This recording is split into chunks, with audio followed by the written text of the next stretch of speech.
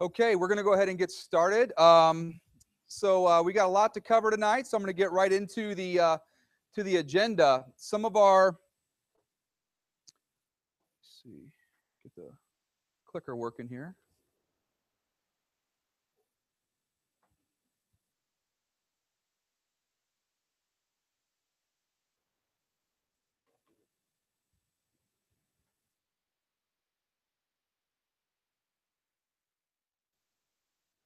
Okay, all right.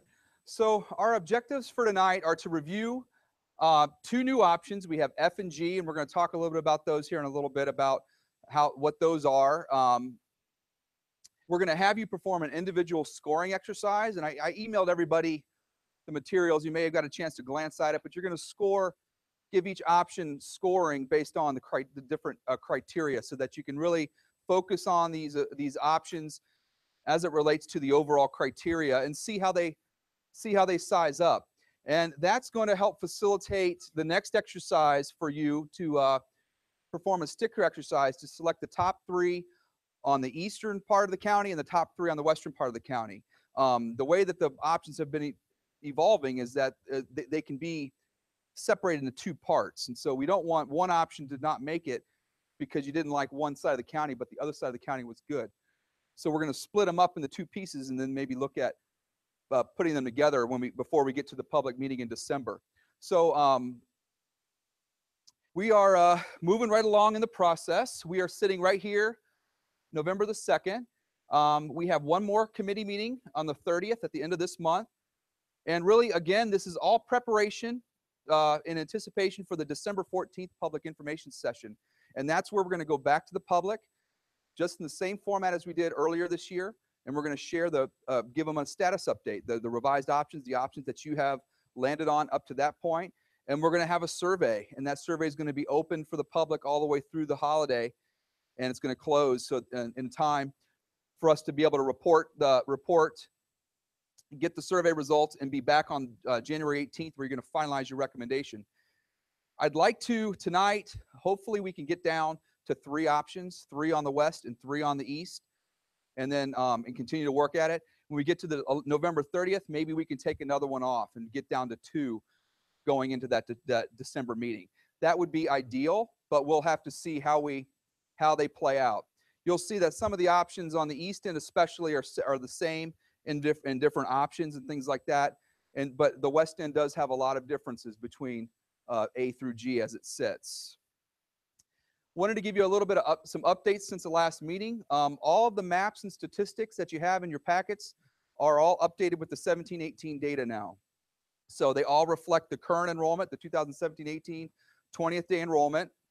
We have plot maps up here, and I've also put loaded plot maps of the PDF versions of the plot maps on your laptop so that you can zoom in addition to the interactive map if you'd like, to give you a little more flexibility and being able to look at it without having some large unruly maps to handle.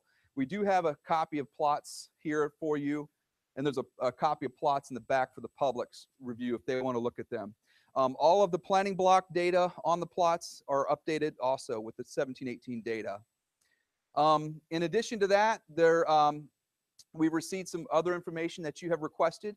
Transportation has provided a review and feedback of the options, which you have in your packets of information. And this is all posted online as well now. I wanted to make a couple of notes about the feedback because I studied that feedback and made adjustments to options F and G to try to incorporate as much feedback as I could in there as they have suggested.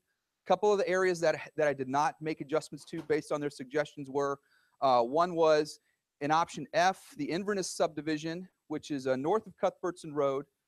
As you recall, transportation talked about 16 being a hard line for transportation efficiency down to Cuthbertson Road. Inverness is just north of Cuthbertson Road, and that in option F, that feeds into Sandy Ridge and then into Marvin Ridge. And that's one that does deviate from what they'd said. And then another one is Alexander Farms and Santa Claus Road. It's an area of the western part of New Salem Elementary, all the way in the northeastern part of the county. That is still going to Fairview to try to give New Salem some relief. But what I would remind you is that Transportation feedback, although it is very important, it's still one part of the criteria, and you're really going to have to evaluate this like you evaluate everything else, knowing that no plan is going to be perfect, even as it relates to transportation or utilization and things like that. The best plan is going to be one that addresses and adheres to all the criteria as best as possible. We were talking about with transportation, there's not a transportation person here tonight, but they are going to be here on the November 30th meeting. So if you have questions for transportation, what I encourage you to do is email me questions that you have in advance of the meeting at the next committee meeting. And then I will forward those questions to the transportation office, and then they could prepare some responses in advance of the November 30th meeting.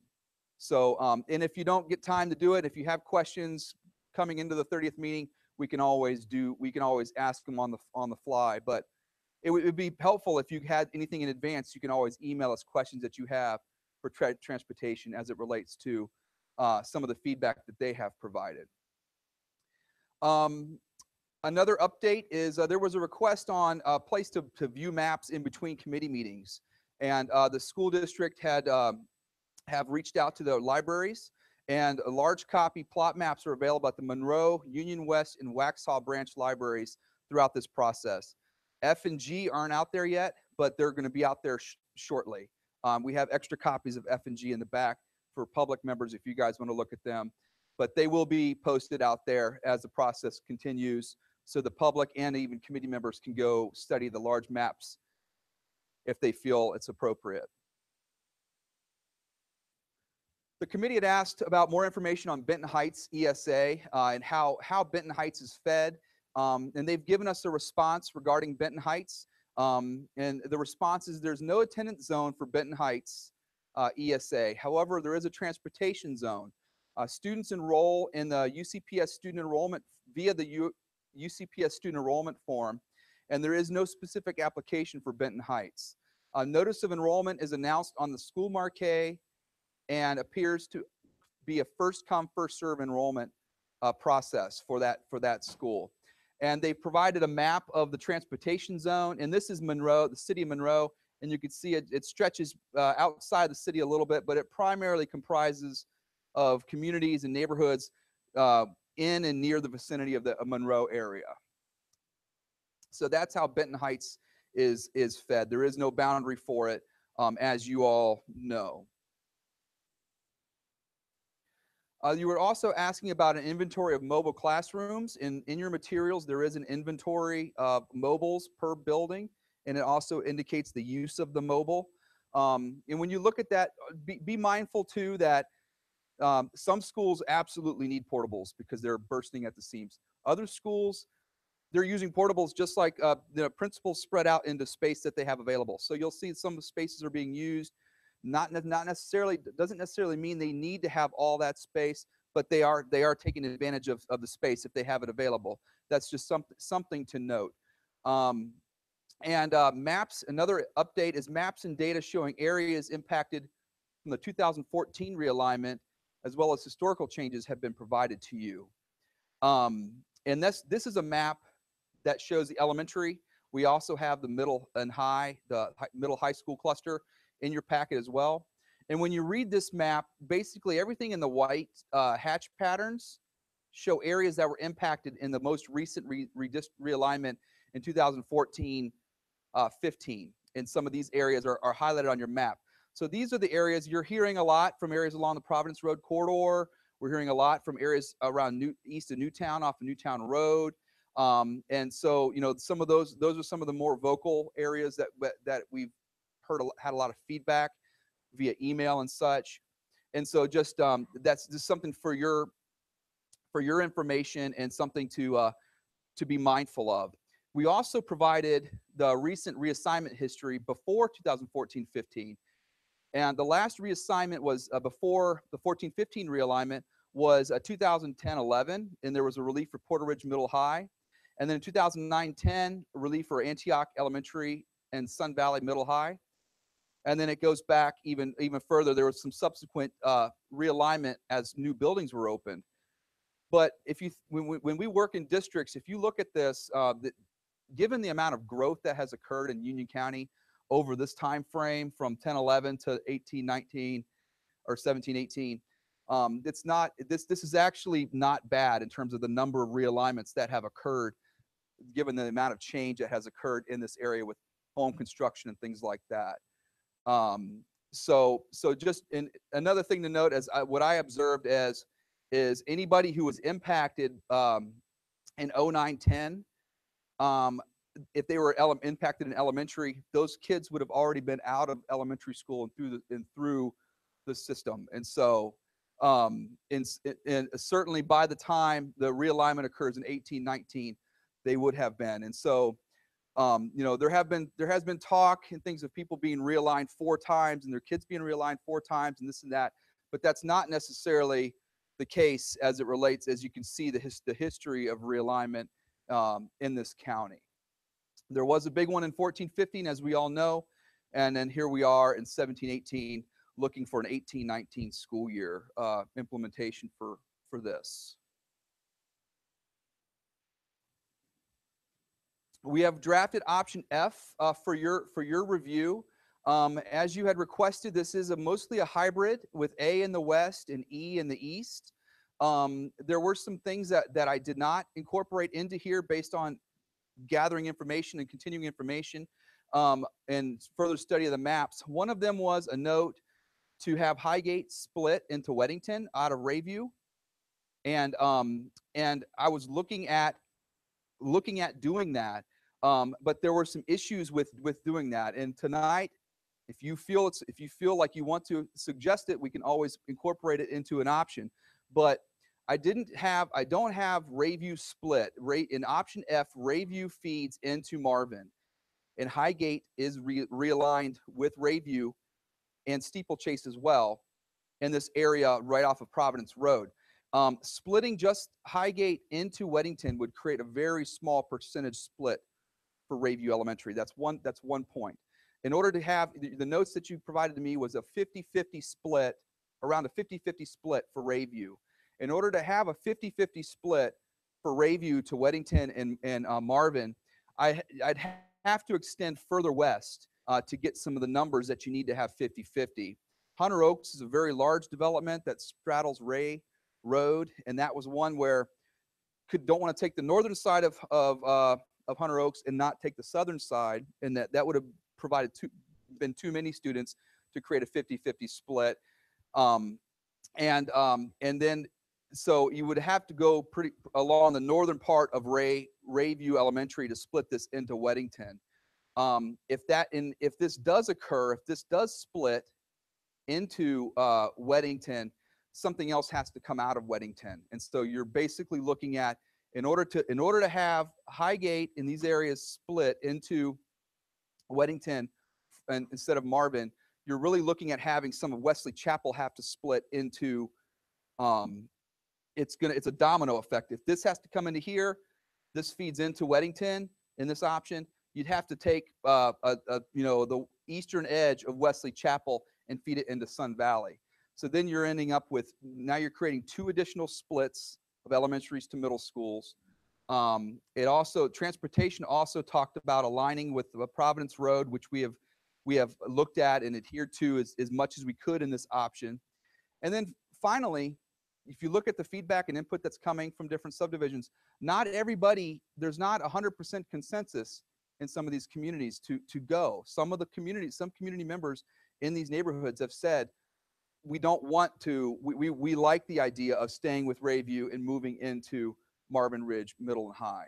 So it's not 100% consensus. And so just something to be mindful of. There is an opportunity tonight if you feel like we should make modifications or create additional options with tweaks. It's something that we will have it on the floor for consideration tonight. Most of these comments from transportation have been incorporated into this map. This is that Santa Claus Road area I was talking about. And then this is the area right here of Inverness that feeds into Sandy Ridge. But I did clean up a lot of the others. That was an area over here that they're talking about, Breckenridge, off of Rocky River Road, and some of the others I have cleaned them up and evaluated them. So F and G do fix most of transportation's concerns as it relates to some of the new options. And I'm going to let Dr. McKibben talk about option G. And this is the option F. Before we get there, this is the option F middle high school map. So what this map does is you could see this. We pretty much pick up this is the same configuration as in option F, and I believe it's very similar to option E that you were looking at. I did make some adjustments in this area to align everything with in terms of utilization and proximity. You'll see that Cuthbertson zone in here does pick up some of this area just east of Millbridge, and I can't remember some of the subdivisions in here. Maybe Camberley, is that one of them? And some of the other subdivisions off of 16 here, they feed into Cuthbertson in here. I did a proximity analysis of this when I was studying it, and I even looked at it this morning at 8 o'clock. I looked at Kingston Road, which is right here, a subdivision that sits right in the heart of this, and I compared the time and distance to go to Cuthbertson and the time and distance to go to Parkwood. And in looking at that, it was 3.9 miles in 9 minutes to get to Cuthbertson. This was at 8:10 using Google Maps, so it accounts for traffic and things like that. 3.9 miles in 9 minutes. And then this area going to Parkwood was 10 miles in 16 minutes. So it is a pretty a difference in time and distance, certainly. And what I found is that really Cuthbertson, there's an area in this region that's been considered, and this area has been considered. Some of the maps have them both considered, which we can certainly look at. But what I had done is I looked at Newtown Road and pulled communities that are immediately off of Newtown Road into Cuthbertson. But I did leave areas in Briarcrest North and South and Tuscany, or the primary developments in here. I left them in Parkwood for utilization, mainly looking at utilization. I also calculated the distance in comparing this area, Cuthbertson, versus this area to Cuthbertson. I calculated the distance of this area too at Billy Howie and Napa Drive, which is kind of in the center of this area right in here. And the distance to Cuthbertson is 4.7 miles in 9 minutes from here to Cuthbertson. And then the distance to Parkwood was 6.4 miles in 11 minutes. So my assessment was it's not as far, not as big of a difference for this area going to Parkwood versus Cuthbertson as some of this area in the western part of the county. But you guys know, you drive this area a lot, you could probably shed some more light on that notion. But I think that's all I have for option F. I'm going to let Dr. McKibben talk. Yeah, let's see. Am I on? I think you're on, yeah. On, okay. Thank you, Matthew.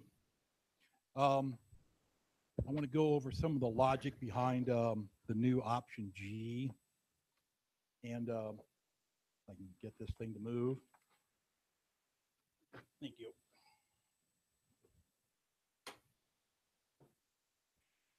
And this more has to do with the demographic trends and dynamics of the area. And to understand this, you've got to understand.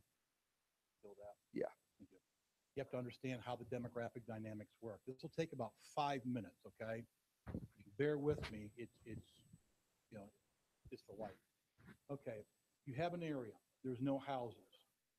Western Union in 20 years ago. Somebody comes in, starts building houses. They bring in young kids. And you see the enrollment start to go up. A couple of reasons. Got a lot of houses being built to bring in young children. You have big kindergarten, first grade cohorts going in, relatively small sixth grade going out. The enrollment goes up. Over time, after about 6 years, you start seeing some of those early big cohorts going out. And it's looking at both sides of the equation. So you see, even if you're building houses at the same rate and they're all moving in at the same rate, you now have, instead of 30 kids going out to middle school, you now have 80, 90, 100 kids, and just goes by magnitude. So you see a natural slowdown in the enrollment growth, okay? And it'll start peaking out. In a while, and it depends on the area, Okay. The building slows down. You either get built out, overcrowded, congestion, whatever. You start having as many families moving in, and they're still moving through the system, and you start having big cohorts going on to middle school and relatively small cohorts going in. So the enrollment starts to drop down like this again. And this is the natural life course of any attendance area, neighborhood, whatever it is. And, it'll vary. This is, like a normal curve. If it comes in really fast and empties out really fast or ages too fast, you see much more kurtosis in this distribution. If it's in the east, like it's a much more gradual, not so many big cohorts going in, it's a flatter curve. But this is what every attendance area subdivision goes through because people age out, okay? It's going on in Union County. It's going on all over North and South Carolina. It's just the way things work, okay? Here's the problem, okay? And by the way, the analysis of the pop forecast back all up. If you start looking at the elementary attendance areas, Rayview, Sandy, Marvin are all about right there in that distribution, okay? Wesley Chapel's about here. Weddington's about there, okay? Newtown's here. Kensington's up there, okay? A wide distribution. They're all going through the same phenomenon, but they're in different parts of the life course. The problem is the ones that are farther through it are all in the same cluster. And that's your problem, okay? Because, let me use a different colored pen for their thing for this. If you move forward to the middle school level, it's 6 years farther down the road. So Marvin Middle School is about here. Weddington's about here. Cuthbertson's about there, okay? Why? Still have some building going on, still have some big cohorts going through, and don't have those big cohorts going in the middle school, okay? If you look at the high school level, Marvin's right here, Weddington's right here, Cuthbertson's still got some legs in it because there's a lot of kids in the preschool, or not preschool, the elementary ages aging through, okay? So this is the logic behind this. So the fundamental problem becomes, and we're trying to do this long term here, how do you have a more equal distribution of these demographic trends when you have areas, elementary areas in similar point of this life course? If you mixed it up and had more equal distribution of the trends, you would then neutralize this extreme effect, okay? That's the logic behind it, okay? So hence option G, which takes Rayview, Sandy, and Marvin, which all are almost in the same place in this life course, takes Rayview, puts it into Weddington, which still has some growth to it, still has a wave going through, still has some issues in the middle school. It takes Marvin and Sandy and puts it into Kensington, which still has the highest home construction rate of any place in the West. You're evening out these trends. And it gives relief to Cuthbertson, and it brings Wesley Chapel down in there and evens out their trends. Now, like every map here, this is not cast in stone. There'd be modifications and all this. But like every other map, G has strengths to it and weaknesses. The strength for G is it's going to last longer because you're evening out these demographic trends, okay? You're drawing lines into the trends. The bad news on G, and it's a big bad point, you move almost twice as many kids in that plan as you do the other ones, okay? And I'll be the first person to admit it. But as all the other options, you have to look at both the positives and the negatives. Now, you'll notice, the astute amongst you, that the eastern part of the district in G and F are identical. It fits, option G affects only the West to balance out these demographic trends. It fits rather seamlessly into F. Now whatever issues F has, of course, you'll see in G, all right? But this is the logic behind it. So I wanted to explain this. This is why it looks like it came out of the wild blue yonder. This is looking at what you've all done beforehand in your work, and we couldn't have got there without that. The analysis of the enrollment forecast, confirming all the trends, Yeah, there was some variation on growth, high or low, but the trends all got nailed to be doing. But it also helped identify that these, where you are in the life courses is going to have to be an issue, because I can tell you right now, Marvin High School is going to go through the floor the next 5 years. Very, very simple. Same thing with the elementaries. If you've got 80 size cohorts going in first grade, and you've got 140 going out to middle school, unless you're building a bucket load of homes in that area, your enrollment's going to drop. And if you go back to these areas the last 5 years, that's why you've seen that enrollment drop in those 3 elementaries, which is now going into the middle. And since Marvin High School's right here in the life course, you can see that that's actually going to happen. Should I take questions? No, if you want to give a, if you want to do you want to review this and then we can have discussion? Or Pardon me, ladies and gentlemen. You want me to review the maps? Oh, hell no. It's okay. Well, we'll open the floor for questions here in a second. But just to sort of to cap off what Dr. McKibben was talking about, could you get that light, Jerry? The first one on the left, I think. Nope, the other one. That's fine. Yeah. Just to recap, this is option G as Dr. McKibben was talking, and some of the things to note about option G is that there were some adjustments. Wellington Woods in this area, the northern part of Wesley Chapel, feeds into Antioch in this scenario. Some of the areas in the southeast of Weddington feed into Wesley Chapel in this, because Weddington is on the high side of utilization. And this includes, we've heard a lot in the last 24 hours about G. I think we've had about 200 emails in the last 24 hours about option G. Primarily was from Hollister, which is this area. We've also heard a lot from Rayview communities. The Somerset is over on this area, and other communities in Rayview have talked about option G.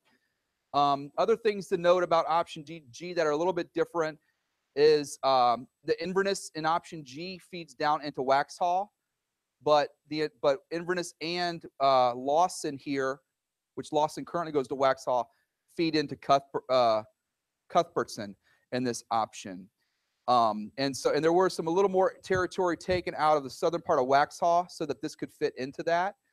But mostly everything else seems to align with other options and other things that you have looked at. As Dr. McKibben said, this does the middle high. Rayview feeds into Weddington, Kensington feeds into Marvin, and then Wesley Chapel feeds into Cuthbertson. So it's definitely a different look, and there are pros and cons to it. But this balances out the growth and the declining forecast declining areas with some forecasted growth, and to balance out that, as well as putting Rayview, which is forecast to decline, into an area that's more to give Weddington some more stability. And then as I said, Wesley Chapel feeds into Cuthbertson. So and then the rest of the county mirrors option F. One other thing to note, with Wesley Chapel split in option G? Option G, actually, the split is there's a Wesley Chapel. Hollister's going into Wesley Chapel, and Wesley Chapel also splits into Sun Valley. Okay. So it's a very uneven split when you look at there. Another.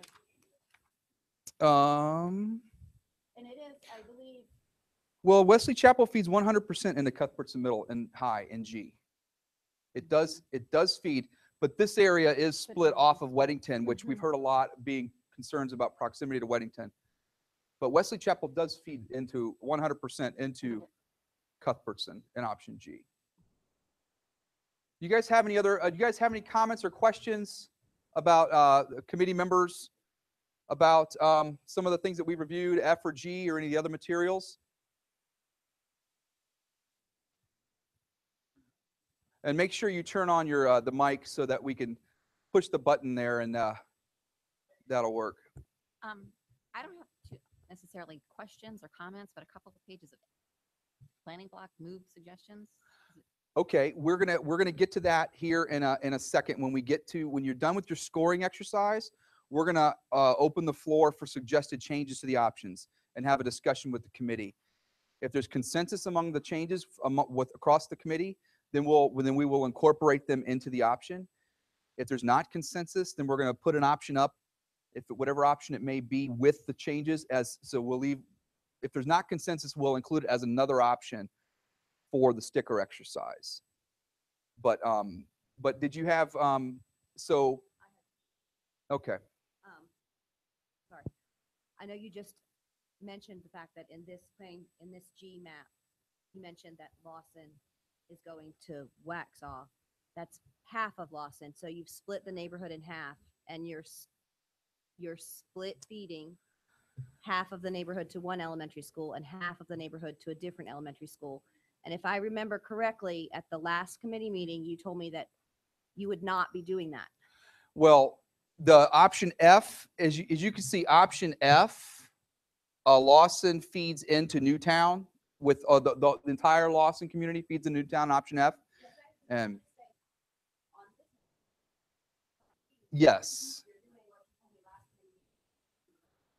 Well, well, what it is that area is currently in Waxhaw.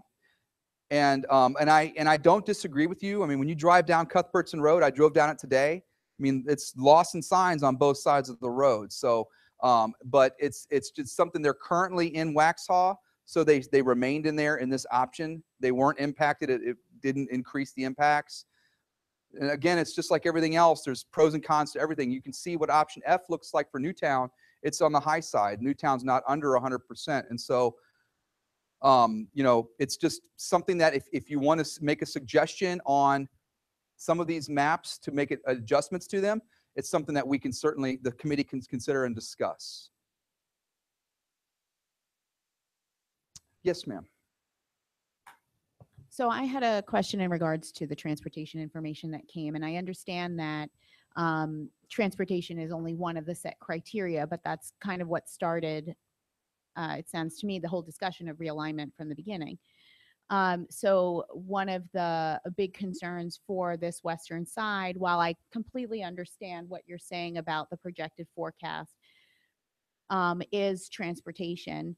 And I'm disappointed that we didn't get transportation efficiency data, that we more got just some, you know, what they feel was issues with that. Mm-hmm. Can we get transportation efficiency data? Well, it takes a lot to run these models through the routing software.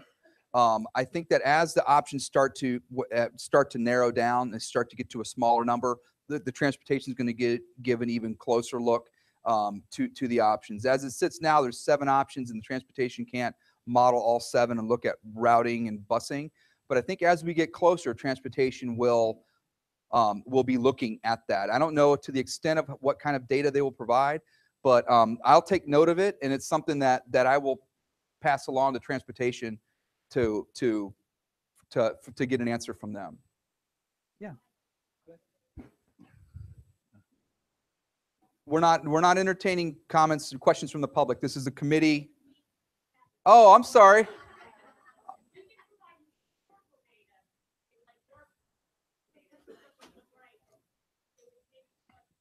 Mm-hmm. Okay, well, I'll note that. Okay, Ms. Heintel. And we'll also note that Kathy is not the public. One of the on transportation that ties in what Matthew was saying about 7 options out there right now. You're looking at this in one point in time also, and we're looking at utilization. We're looking at the forecast. What's the utilization going to be down the road? Very, very key issue. Same with transportation. Do a snapshot right now, even without the grandfathering factor in there yet. What may be the most efficient or closer to efficient transportation scheme now may not be 3, 4, 5 years from now when you see these trends going through. Okay. So it's just caution of a danger here of focusing just on the here and the now, but that is what the committee is supposed to do. Now look at what works now, what's going to work into the future, because I'm going to make a bold guess here. The last thing you people want to be doing is back here 4 years doing this again. So that's why you need to have that forward look in it. Will it work over time? Be it transportation, utilization, neighborhood build out, whatever the variable may be. Yes, ma'am. So one thing I'm having trouble with, looking at the criteria, I know that we're supposed to kind of take that and weight it equally. But there are times when we bump up against, we want transportation efficiency and people in neighborhood schools with utilization. And so I guess as a parent, my personal stake in it would be neighborhood schools are going to keep people happier and involved longer. The further away we send them, either they're going to be less involved potentially, or as we saw in 2014, they're going to get up and move to where they want to be. And so I guess I was curious because it seems like on the maps that we're getting, there's a heavy weight on balancing utilization, and wanted to see if there was some feedback there from you. Well, I think utilization it's in every study that we do, utilization is, it's part of, it's an objective and it's one of the criteria. It's something that it's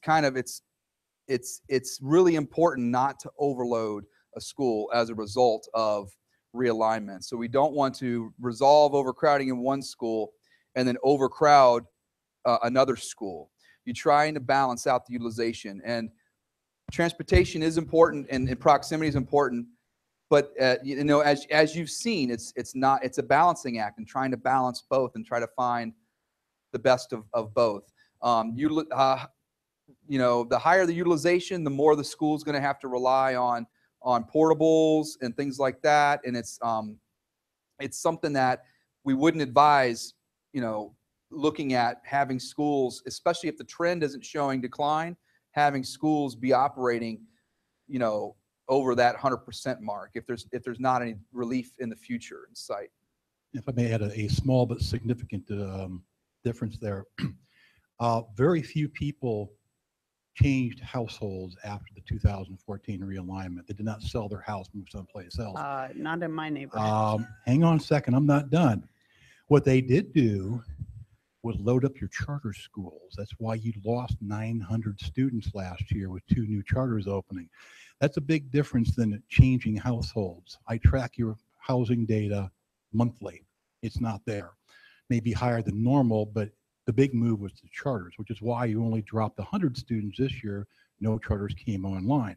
And this is the challenge for the committee, the board, ourselves, the public, is the fact you've got 3 more charters coming online next year. They're going to fill them up. I can guarantee you that right now. They're not in the forecast. So looking at utilization, it's quite frankly a crapshoot. Okay, who's going to go and where are they going to come out of? All right, which will blow utilization, transportation, program allocation, core spaces. I don't care what the variable is, out of the water. And we will not know this until we know where they're going to build these or occupy the buildings, what their grade configurations are, how they're going to come online. So you're really trying to go into a moving target. Hence reason number 14, why I say don't focus so much on the current, because it's going to change. And the wild card in the water there is one of those new charters is a high school. And the forecast, I had a lot of those charter school kids coming back into your high schools because there's no capacity for them anyplace. Well, that's going to be changing here real soon. It's supposed to go up near the county line, but we don't know. There's supposed to be one coming into Weddington, one going into Waxhaw. These are a lot of different variables on that. So your task is made all that much more difficult because you're trying to not only allocate or account for all the issues you brought up, very key ones, but also some moving targets out there as well.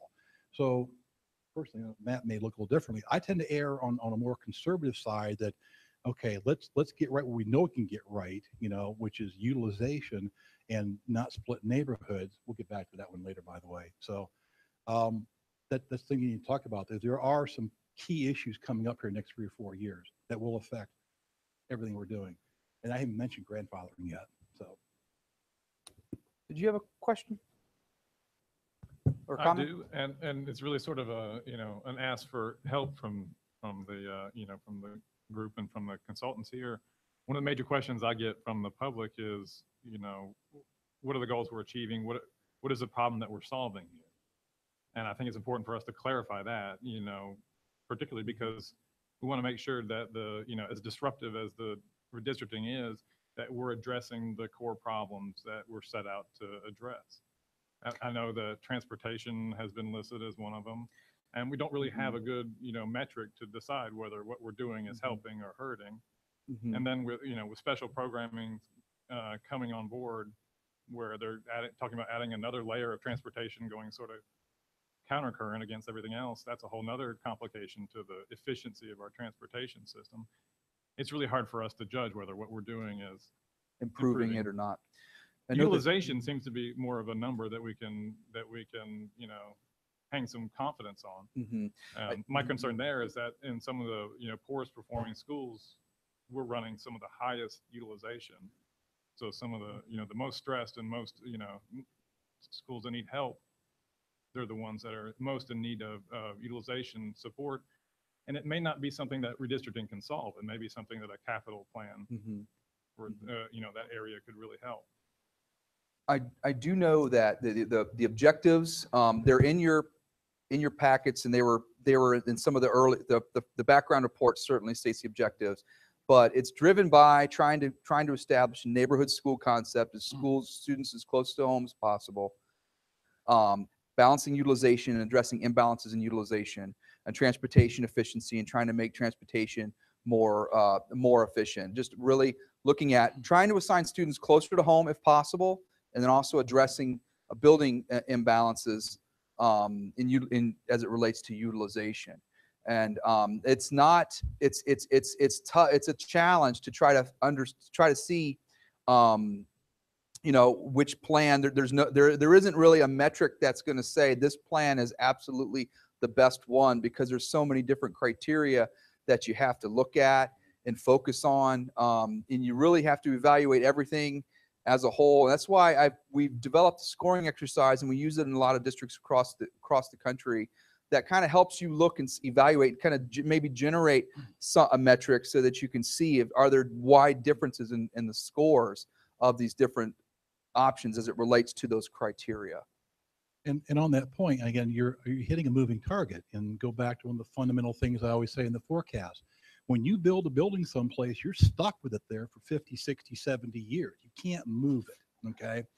But the dynamics, the distribution of your students, distribution of where they're living changes constantly. It goes up, it goes down, which is another reason why you can't look at a plan right now that works without looking at what the future changes are going to be, because that's a fluid dynamic, whereas opposed to the building is a static dynamic, okay?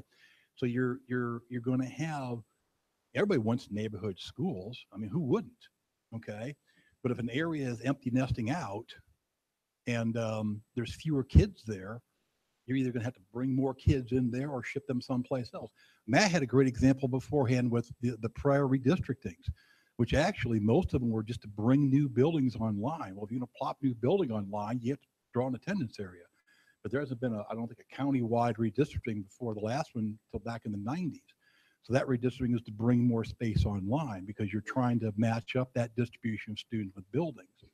Well, now you're doing it without bringing any, you know, new buildings online. So you're going to have to make some radical changes, because clearly some of these areas are almost empty nested of elementary kids now. Okay. So you're trying to match up that distribution, and you'll see problems with utilization and particularly transportation. Because what looked good and worked in 2010, 2014 in many areas of the county, I tell you, will not work now. There's just not enough kids there. Or you've dropped in something like a mill bridge and brought in, you know, 600-800 homes. That's going to change the calculation. So you got to look at both sides, up and down. So the fluidness in here is, you know, build them flexible. So you're getting as close as you can. But Matt said it best, there is no perfect plan.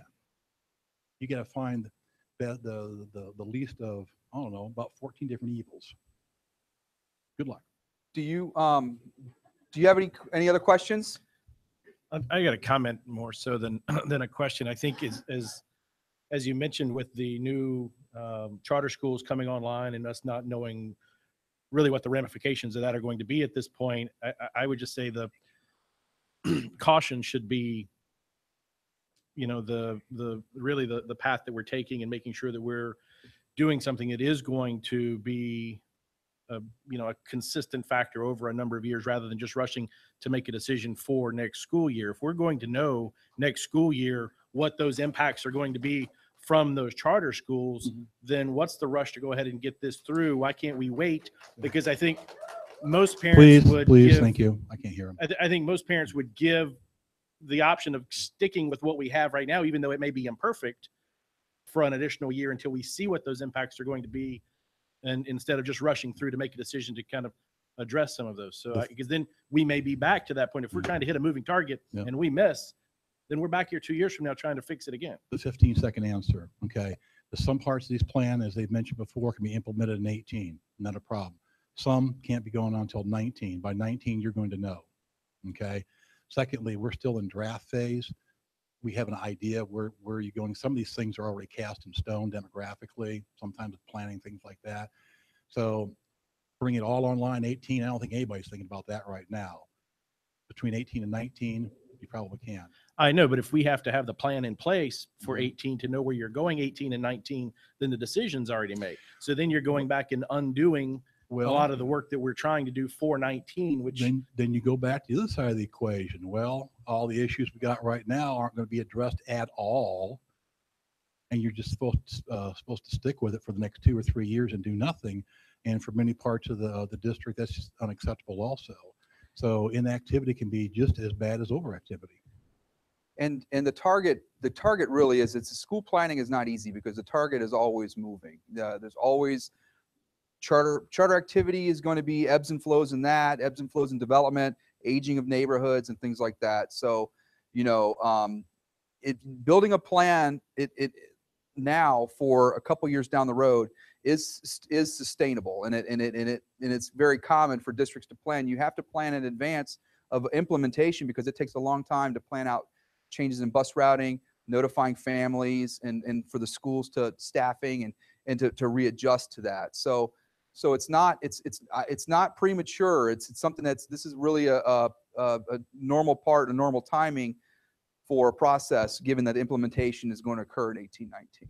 Yeah, and I don't disagree with that. I just think if there's information that we know that we're going to have sooner rather than later, i.e. the attendance of the charter schools, then caution rather than expediency would be, I think the path we should take.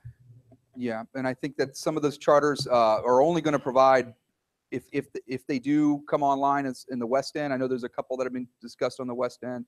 They're only going to provide further relief to some of the schools that are at or over capacity in some of these areas. But it's duly noted. It's it certainly is something to another consideration, things to consider. I guess this one is extra loud, extra crispy. And listening to my colleague over there, there's some serious nuggets that he's talking about simply because of this. Though you would be correct, Dr. McGivens. Though you would be correct, and now we got the no grease. Need a little bit more grease. Okay. If we're planning, even if we're planning and gonna be here for 2 years, that's upsetting people's lives.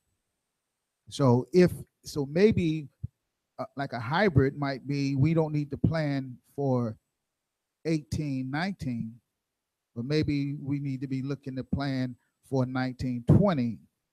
Still plan, but maybe our plan causes it to go maybe a year out. Sort of like what can we fix that's definitely wrong right now, but not do a huge deal, because those charters, they will affect the numbers in a substantial way.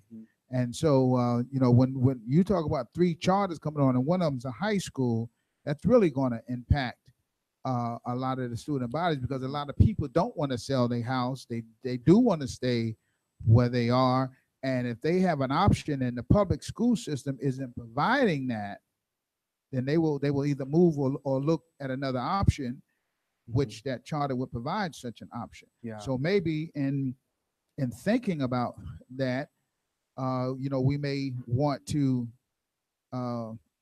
align ourselves with a situation where let's see what does come about, and maybe not so much what might come about, might be at least a way to wage what you all are doing and to help you. Because if we go and we and recommend a plan, and the plan is accepted and the board takes it and votes on it, that's coming. That's what's going to be 1819, only to find out with all these other things coming online, it's bloated out of the water. What have we really accomplished? Well, they keep in mind too that there are capital improvements as part of this, and some of this may not be implemented fully in 1819. So some of this may actually not be until 1920 or when those capital improvements are done. Your goal as a committee is to create a plan once everything is settled to recommend to the board. The board is going to be considering a lot of these factors, and as it goes, as I've said, your role in this process is just one step in giving a recommendation to the board, and the board's going to evaluate, and then the staff is going to look at how to implement in terms of timing and mesh this into the phasing to align with the capital improvement plan as well. So you're saying that what we do isn't necessarily an automatic 1819 situation. It's just a tool that the board could use for the greater good coming down the road. You're providing a realignment recommendation to the school board, right, to realign the schools. And a lot of that does account for different changes in capacity as it relates to the capital plans as well. Some of it's just filling the gap that's needed there, and others may not. So, your recommendation is going to be the foundation for what the board evaluates, and they may approve your recommendation as is, or they may make adjustments to that based on other things that the board is considering as well. 15 seconds. Points well taken, sir. But there's always going to be issues out there that you have to plan around. We need to look no farther than House Bill 13, which a year ago no one thought was going to pass, and now has changed the capacities at all your elementary schools. Okay, so you can't just sit there and say, well, we can't do nothing because something else might happen down the line. As Matt says, there needs to be contingencies in there, and again, more thing for flexibility. Maybe not implement so fast, but have that flexibility to go in 18, 19, or whatever. But you have to at least be studying the problem and know what the issues are. The point you brought up, you need some metrics here to see what are the issues we need to address here. And implementation is one of them. So I want to keep moving along here. Do you need any other comments before we go? Because I definitely want to keep on the agenda and not keep you here any later than we have to. But any other comments before I continue on? I just want to quickly sharpen sort of the point I was making. You want to make sure that the treatment fits the condition, and I think we want to make sure. I mean, what are the exigent conditions right now that we need to move immediately to solve? I think, just to give my own perspective, I think that 20 trailers at Wingate Elementary and, well over capacity is a sort of, eye-opening sort of issue that needs to be addressed. I don't know that redistricting necessarily is the solution because it's highly disruptive to the entire, side of the county. So I think that perhaps, I'm glad that we've done the planning, more planning here, more public planning than we've done for a long time in this district and out in front of the public. And I think we've come to a lot. And the, you are here graph that he showed is probably a eye opener to a lot of people. I just think that if we can pair this process with a discussion that we need to have about programming, with a discussion we need to have about a capital improvement plan, I think that's the way we get to a more stable solution. And if there's a rush and we need to have this done this year, which was what the last several questions are, what are the issues that you see as being the issues that we need to move immediately to solve? Well, I don't want this committee to feel like you have to tackle all of the county school districts issues that they need to focus on. The school board is really looking at that. Your focus is to look at creating a boundary, to realign zones, using focusing on the criteria and achieving the objectives. And so you're identifying areas that had the greatest overcrowding, like Wingate Elementary is a great example, and you're providing relief to them. And Newtown's another one that's extremely overcrowded. So you're doing things to make adjustments, and also looking at bringing families closer to home, if at all possible. So I think that you're doing that. But on top of this plan, the school district is going to be looking at other things in programming and other ways to help accomplish the mission and the goals of the county. So I think you guys are doing a great job, but stay focused on the tasks that you have in front of you, and don't feel like you have to really solve everything that needs to be resolved and solved and figured out in this county. And stay focused on the boundaries and looking at the task at hand. I wanted to give you guys just a refresher on the criteria before we let you do the scoring exercise. And I'm just going to go over these pretty quickly. And these criteria are maximize busing efficiencies and transportation of students. So look at transportation and distance and commuting patterns and things like that, and see if there's any improvements that you can make to proximity without really to the detriment of some of the other criteria. Establish clear feeder patterns and continuity. So looking at the feeder patterns and the splits and how many students are split and things like that. Balancing school facility utilization. So looking at the percent full of the buildings and seeing how that is it equitable across the district? And if not, are there adjustments that you as a committee could make to make it more equitable? Account for future growth. And that's why you're seeing some of these school utilizations are on the higher side, because future growth or negative growth is part of that. It could be an area where there may be some declines and as well as growth. Grandfathering is something that the board is working on, and I do believe that the board will have something for you by the next meeting. I'm hopeful of that, and I know that they're making good progress. But that is something that the board is actively looking at and studying on a day-to-day basis. Minimize the impact on students. So looking at how many students are impacted, and you have data to support that part of the criteria. Contiguous zones. So you have not created any non-contiguous zones, so you have fully adhered to that criteria so far in this process. Using major roads and natural boundaries, and that also aligns with transportation efficiency. And you've got feedback from the transportation office that supports some of that, such as using 74 as a hard line, and then also considering Route 16 as well.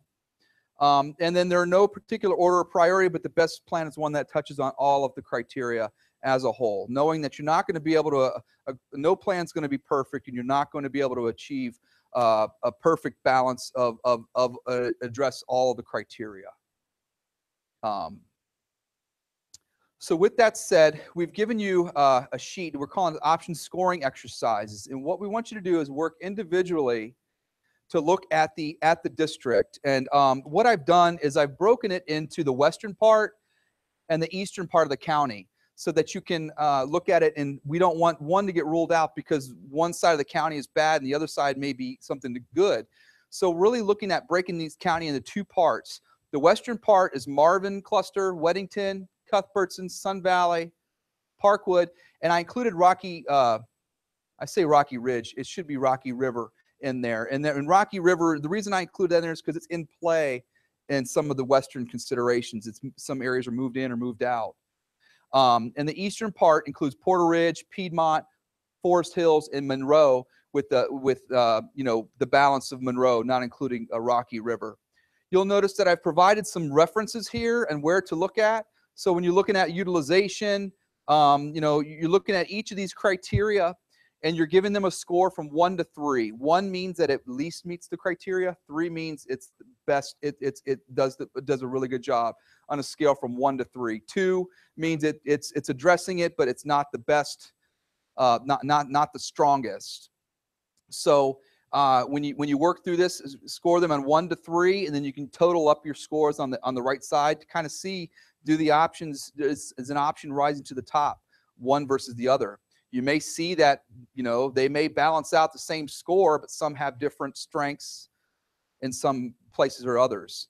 I've given you some references here. So looking at places to reference when you start doing this and looking at it, for proximity and transportation, I've said, does the majority of the population live closest to school?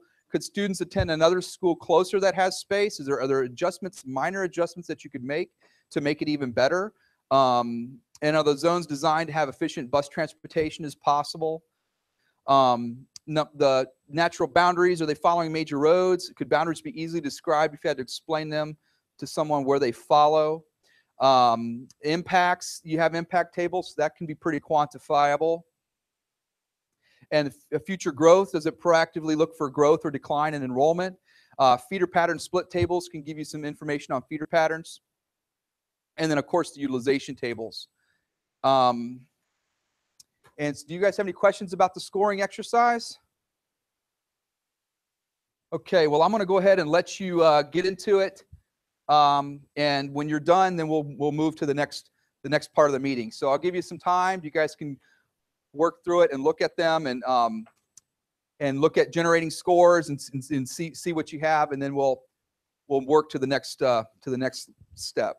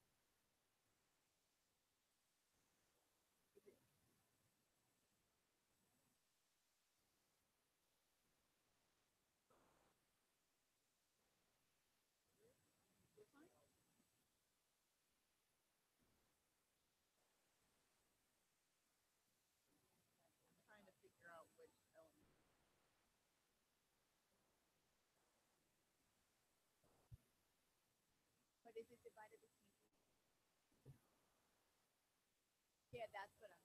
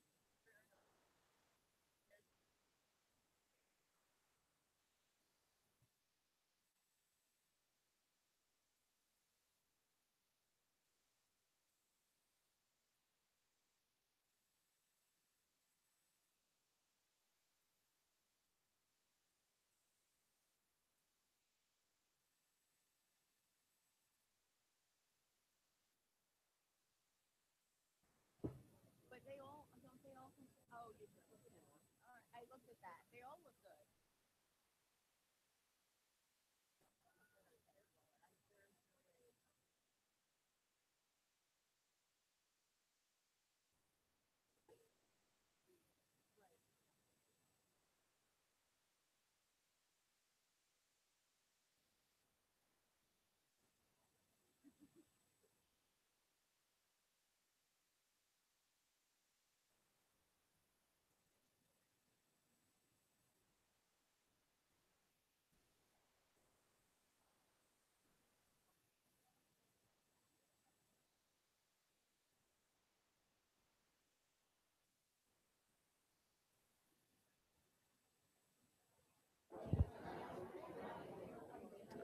I would also tell you, committee, as you guys are doing this exercise, this is really for your benefit so that you can understand everything. And I know it's kind of grueling and a lot of looking at different pieces of data, but as you're looking at it, if you think of an area, if you know of an area that you could tweak or modify, take note of that. That's something that we'll certainly be talking about at the next in this next step. So.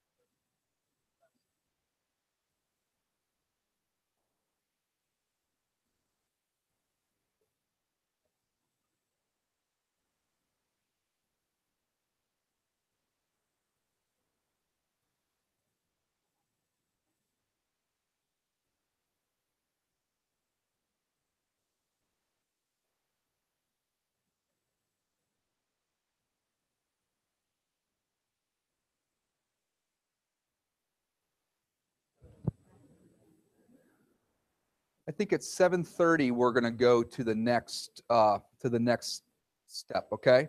7:30, if that works for everybody.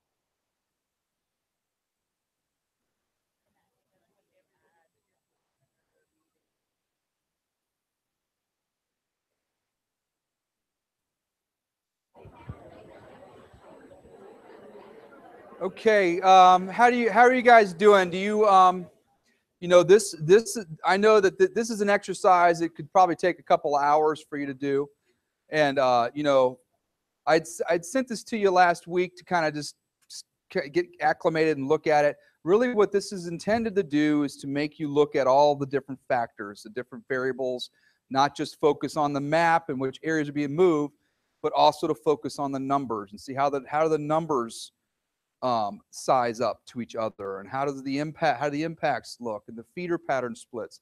It's really just kind of giving you some direction to align your thought process with the criteria. It's 7:30 right now. Would you guys like to have some more time to spend on this, or do you feel like you've done enough in evaluating the different data to move to the next exercise?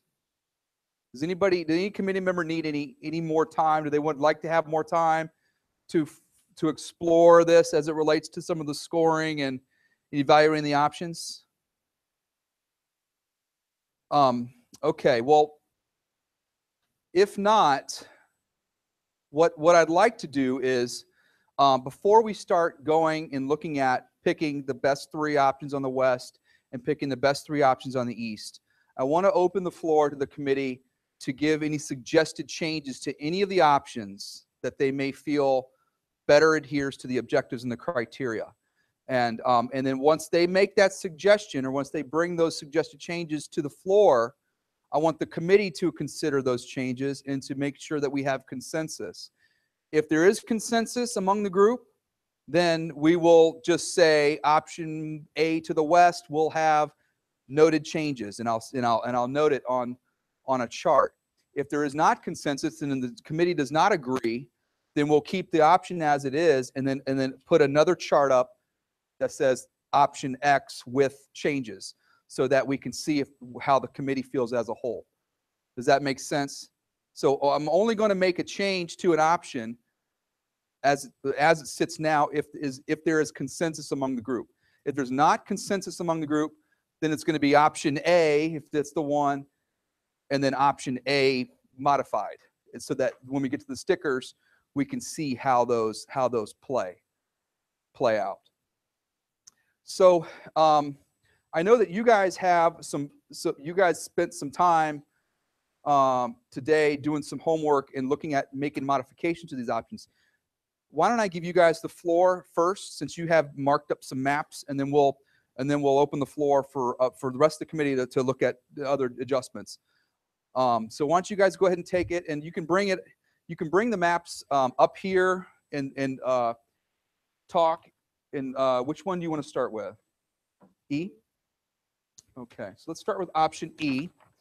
And let's just you guys want to talk about, let's get a microphone for these ladies, and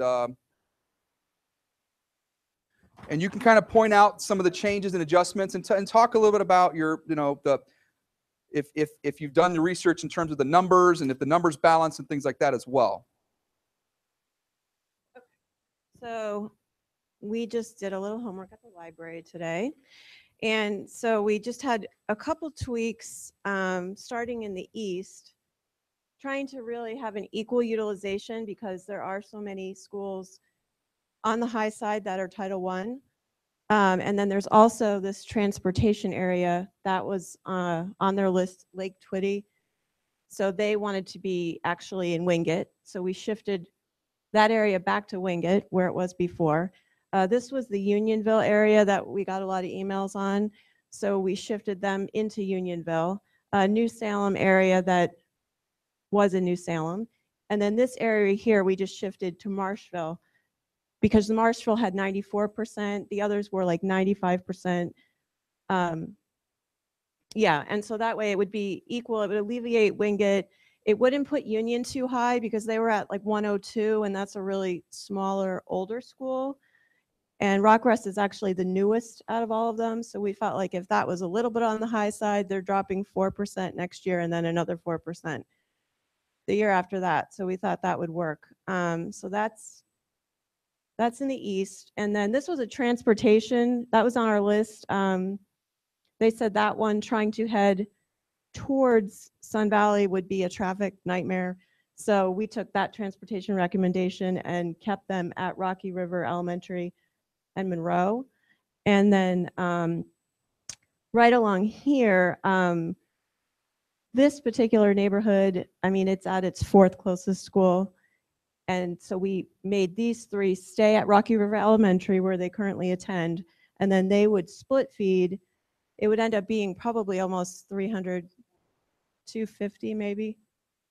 Yeah, it was quite a bit of a split to Sun Valley. And that would help alleviate Weddington because they were on the high side in this option. And then down here, these three planning blocks, since Newtown was over capacity, I think in every option, Newtown's on the high side. So there's room at Wesley Chapel. So we were shifting those into Wesley Chapel. And then that would be a larger split feed from Wesley Chapel because it was like a 19% or something like that, splitting into Cuthbertson. This planning block here was at Newtown and had gotten shifted into Weddington. They've been going back and forth the past couple times. So we made room for them then to stay at Newtown and Cuthbertson instead of having to shift because we had gotten a lot. That was Weddington Trace. We got a lot of emails from there. Oh.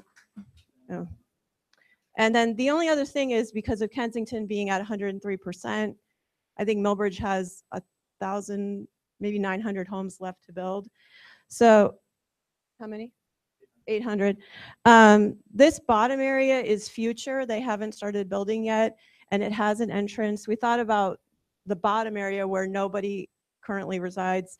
They could go to Waxhaw Elementary just to help relieve Kensington a little bit, and then still split feed back to Cuthbertson. Any questions? That's E. Let's look at E here and talk about E,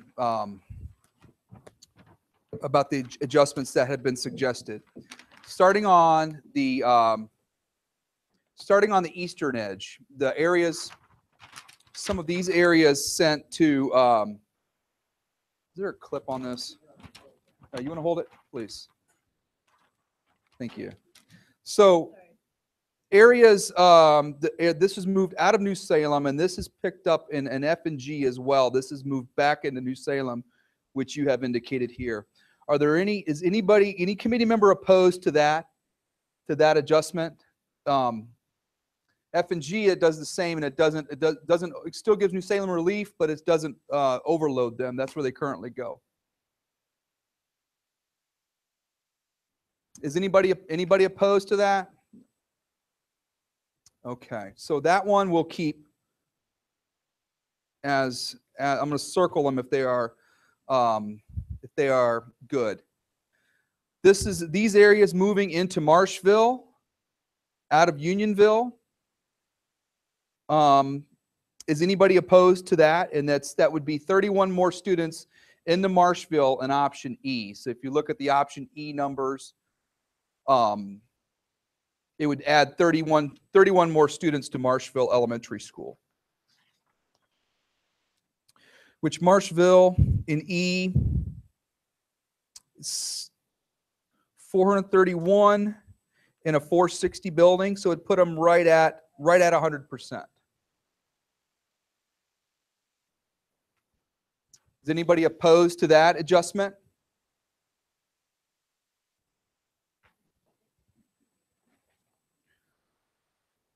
Moving this to Marshville. I'm just looking, Marshville currently has 6 mobile classrooms that they're using. And I'm just wondering if we're able to absorb another 30 students, another, it would be at least another trailer. And It's to help relieve Lincoln, though. They currently both planning blocks go to Lincoln. right.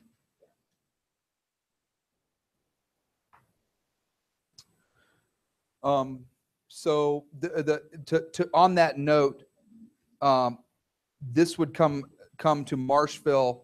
These would go it back into Wingate, which is the Lake Twitty area that they were talking about, which is 24 students. Well, first off, before we get there, in terms of Marshville,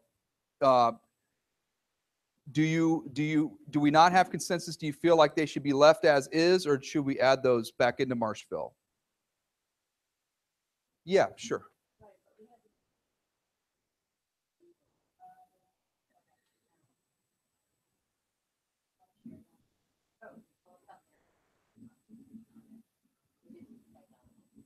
This area to Wingate.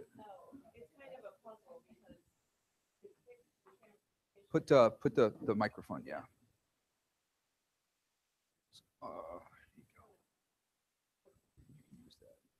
Here you go. It's on. So to fix the transportation issue, and Mary from the committee last time had also brought up with the Lake Twitty area, we were trying to put it at what it is now, because I guess that's preferable to the people that live there and transportation wise a necessity. Otherwise, they'd have to have a completely separate bus to go on one side. I guess it doesn't connect both sides because of the lake. Mm-hmm. So that's why we had to move those areas into Wingate, which then of course put Wingate higher.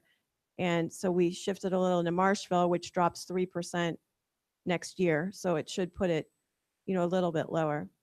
And then Union, I mean, obviously they were high also, but they're a much smaller, older school. So it's really looking at making these more equitable, because Trying Wingate to. is so overcrowded and Marshville is high. right, But, mhm. right. All right. I have a question. Lee, how relevant is the mobile classrooms? They're not all classrooms. Some are, I mean, there's 6, right? And they're music class, it's a band, it's a mental health therapist, it's a after-school program. So they're not all just core classrooms. Unlike somewhere like Wingate that's got 8 regular classrooms in the mobile. Wingate is definitely has a lot of portables out there, and their regular classes are out in Wingate. There's no question that Wingate needs relief, which you have done in these options. This gives Wingate relief as it is with E, but this adds a few more, about 24 more, but it aligns with the transportation feedback that you had been talking about. Is anybody opposed to these adjustments between Wingate and Marshville? Okay. Why don't we do this so that I can make sure that if people are opposed, not raising their hand, that I know. So if you're in favor of making Marshville and Wingate changes, please raise your hand. Okay. And if you're opposed, okay. So we'll make these adjustments to E. Okay, this is a Unionville adjustment from Porter Ridge to Unionville. This is something that is picked up in options F and G as well. Is anybody opposed to moving planning block 357 students to Unionville? It does, students are coming out of Unionville, probably the balance of this, or maybe a little bit more is coming out of Unionville on this. So you guys did the numbers and looked at it, and it does create a balance. And we'll be bringing numbers back with this at the next meeting. But is anybody opposed to this adjustment to Unionville? If you're in favor, can you raise your hand? Okay. Okay. Any opposed? Okay. So we'll make the Unionville piece. Does this have all the same adjustments on the other maps? Or are there other? You know what? I left off the Breckenridge transportation fix, which I have the 4 planning blocks. They're just little tiny ones. Yeah. I tried to make sure to write those on everyone because Yeah. And that's something that's picked up as well on F and G. And that's the Breckenridge, this area that transportation was talking about, this area feeding into all into the same school for transportation efficiency. The same changes on the other maps. Okay. Okay, so this right here, this adjustment, everybody who's in favor of making this all around the Rocky River, the Rocky River Road? Yeah. All that feed into Porter Ridge Elementary. Everyone who's in favor, raise your hand, please. Okay, any opposed? Okay, so we've got consensus on that. I'm just going to circle it. You have it noted in some notes that you've given us too. Okay, so then talking furthermore,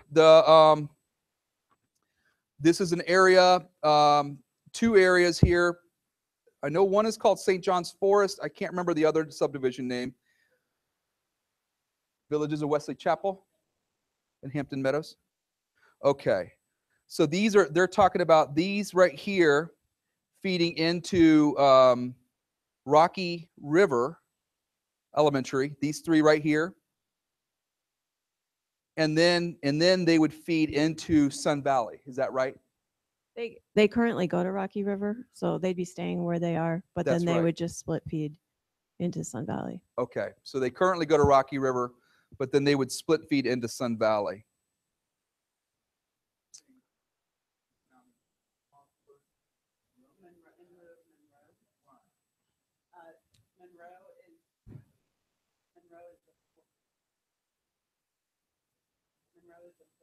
Closest school to those neighborhoods, the 4th closest high school and middle school. Since the last redistricting. No. Can you make sure you're talking to the mic if you've got. We were, I've been in that area for 11 years, and we started out at Weddington. We were redistricted to Sun Valley, and at the last time we moved to Monroe.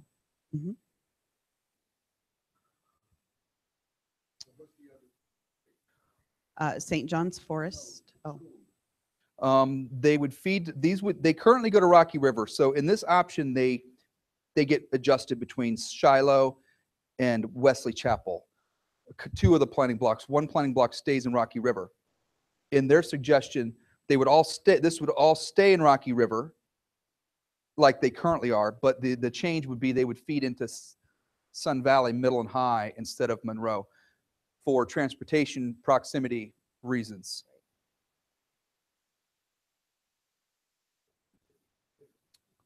Do you know, did you happen to look at the, okay, so it would be, you'd have 59, 146. It's a big number, so it would be a pretty balanced split from Rocky River to Sun Valley, because you've got about almost 200 students in those 3 planning blocks. So how many students But are we? that's at the elementary level. 2 of those planning blocks are already planned to be moved out of Monroe. It's just the 3rd one that we had included, which I believe had 40. Let me look it up and tell you exactly.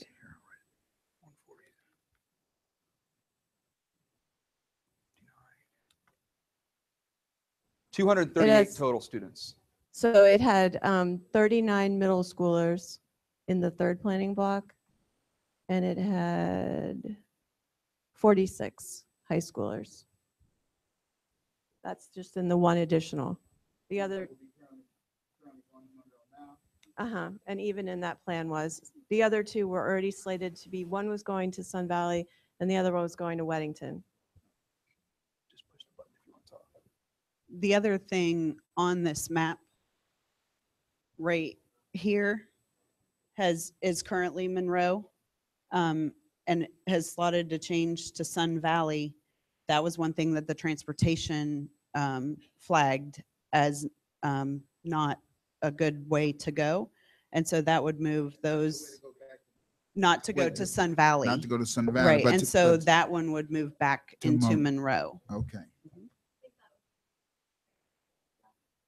The transportation did note this this planning block, feeding going in this direction. It can't turn left out of here, but they can turn right out of there because of a divided median. So any other thoughts, or is there any opposition? Let's start with this one up here. Is there any opposition with this planning block, which transportation provided feedback, staying in Rocky River, and then it would feed into Monroe High School? Yes, the planning block number 250. It's the one right off of, yeah. It's right off of Old Charlotte Highway. It's Timberlane Road, Charlotte Highway, and 74 is how it's. I think it comes off onto Old Charlotte Highway. Is anybody everybody who's in favor of making this adjustment up here off this planning block 250 from Shiloh to Rocky River and then to Monroe in option E? Anybody who's in favor of that adjustment, raise your hand, please. It is 36 students. Okay. Anybody who's opposed to that? Okay. Do you think that they'd be better served at Shiloh?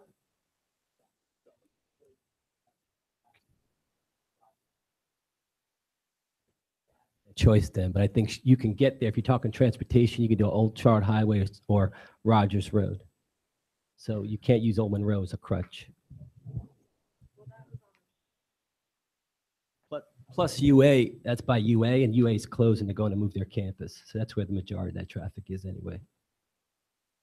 Okay, so you're more in favor of keeping it in Shiloh in option E. Okay. Okay, so we don't have consensus on this one. So Well, are this you one, looking for 100% consensus? I think he was the only one. Well, you didn't say unanimous. You said consensus. Well, That's what- consensus. well, what we're going to do is I'm going to incorporate a map of like a map E with consensus changes, and then we're going to have a map E to include all the consensus changes and the non-consensus changes for the sticker exercise. So the stickers will help us define if that. Yeah, but that's consensus. One person is, that's still consensus. Okay, well, it's okay because it's not, doesn't mean it's going to carry through. It means it's going to go to the stickers, and then we'll have. It's consensus. Okay. I'm going to have to do it anyways. I'm just going to put an X on it.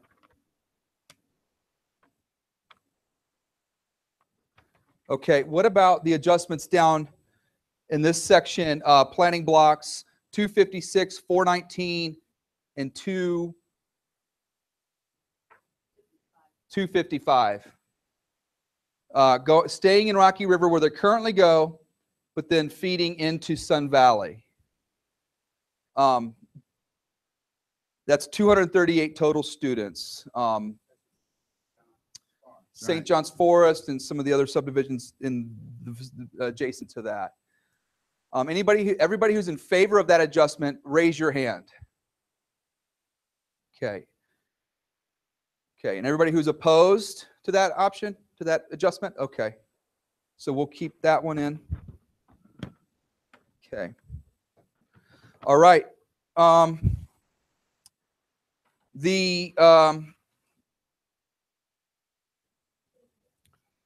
Okay, adjustments going from Newtown to Wesley Chapel, and then they would feed into Cuthbertson, right? That's what you're saying? So.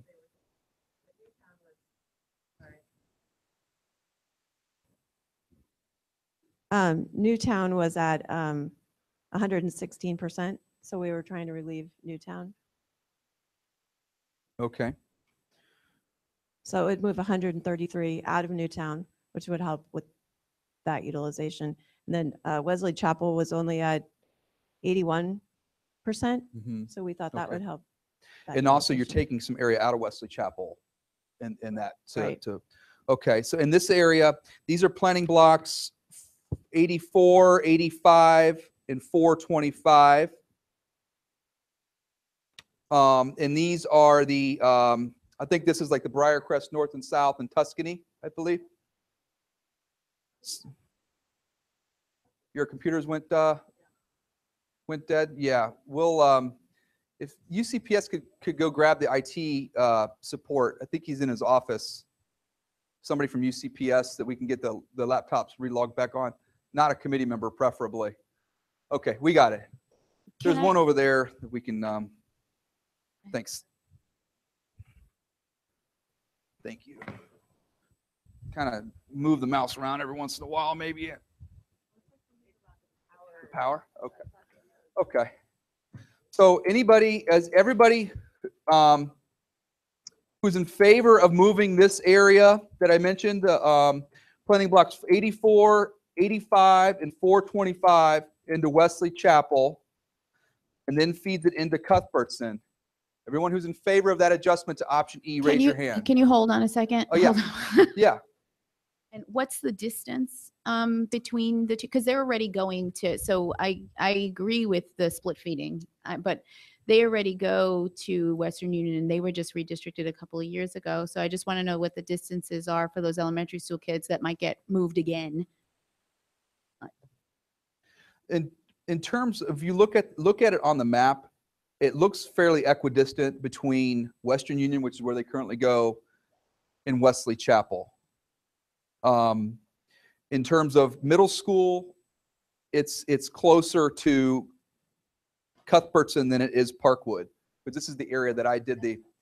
That's why I said I was fine with the split feed, but I'm just saying when you have elementary school kids that are already going to their elementary school, I just want to make sure that we're not taking a second grade or, a third grader who already moved 2 years ago from a school then to another school if they were going to split feed anyway. That's my only point. So can you give me a sec to check the Yeah, distance? sure. I can give it to you. Okay, so it'd be 3.1 miles to Wesley Chapel, and it's 5 miles to Western Union. And the other reason for Wesley Chapel was because there's a 19% split feed already going to Cuthbertson, so that would make it a larger split feed out of Wesley Chapel. Okay, so everybody who is in favor of moving planning blocks 84, 85, and 425 to Wesley Chapel out of Newtown in option E, but then feeding into Cuthbertson, raise your hand. Okay. Anybody who's opposed? Okay, so this is going to go to a change for E. Okay. Just a question. Are we generating a new option to evaluate? This is what we're going to do is this is going to be adjustments to, since there is consensus, this is going to be an adjustment to E. Right. So then we'll get a full list of the capacities. The new numbers will be, and everything. yes, the new numbers will be provided to you at the next meeting. Gotcha. Yes. But then this is also going to be on the floor for consideration as one of the best or not. It may get the stickers. It may not go to the next level if it doesn't get enough stickers. Okay. Then we have planning block 123, which I think is the Weddington Trace. Staying in Newtown. Newtown could take them since this area that we just talked about is moving out of Newtown, and then they would feed into Cuthbertson. It reduces the impacts. So that would go back to Newtown, which they currently go, and to Cuthbertson, which is where they currently go. Is anybody opposed to that adjustment? That's planning block 123 with 75 students. If you are in favor of that adjustment or not opposed to it, raise your hand, please. Okay, any opposition? Okay, so that'll go. And then, okay. And then finally, the adjustment, planning block 99, the southern edge of the southern part of the future Millbridge development that is not developed yet, feeding into Waxhaw. And then it would go into Cuthbertson High School? It would? Okay, so this area down here has 10 students in it now. Most of them are probably students living in sort of sparse housing off of 75, but the students are to come with the future development. What are your thoughts on that? Anybody, is anybody have any thoughts or opposition to that? Okay, so let's get a hand, raise a hand for people who think that is who approve of splitting that area, the future Millbridge development, into Waxhaw and then feeding into Cuthbertson. Please raise your hand if you are in favor of that adjustment. It would split. It would go to Waxhaw, and Millbridge would get the future development of Millbridge that builds out in that area would go to Waxhaw Elementary, and then they would go to Cuthbertson, which is where they're currently zoned for. It's undeveloped. Yes, there would be no, there are homes being built. And if you look at the floor plan for this, this would need some modification to try to reduce the number of cuts through side yards and things, because Millbridge in this area, the future plans, it is very dense and built out. And so it would have to take some careful alignment for it. Everybody who's in favor of this, please raise. They're already going to Cuthbertson. They're going to Cuthbertson now, and they go to Kensington now. The suggestion is to adjust this so the southern area of undeveloped land that goes to Millbridge would feed into Waxhaw. Waxhaw for now. And then they would continue to Cuthbertson High School. So when it builds out, it wouldn't overload Kensington. I think the thought is that Kensington's already at 103%. So this is in a sense a fix to help Kensington right now. Yes. Right now. Because they're at 103, and I think they have 7 mobile classrooms, and they're landlocked. Like, they can't have any more mobile classrooms. I drive that way some. I knew. Okay. It's about 800, 600 houses, 800 houses. What would you equate that to in potential elementary students? What would you think in terms of potential yield out of that, elementary students that could come out of it? Usually first phase, probably 1.2, 1.3. The bigger issue is how many preschoolers come in there to fill in their deficit. The problem with Kensington right now is the preschool age cohorts in there, even with the areas that are built, far, far smaller than the ones that are already in elementary. So what they would need to have is these 800 homes come in over a 6 to 8 year period with lots of preschoolers in it. If they don't, it's going to be a short-term gain and a long-term detriment. So, looking for my clicker. Oh, thank you. Okay, so everybody who is in favor of making this adjustment, splitting the southern part of undeveloped Millbridge development off 75 to Waxhaw, but then feeding into Cuthbertson High School, middle high school. If you're in favor of that adjustment, raise your hand. Okay. Okay.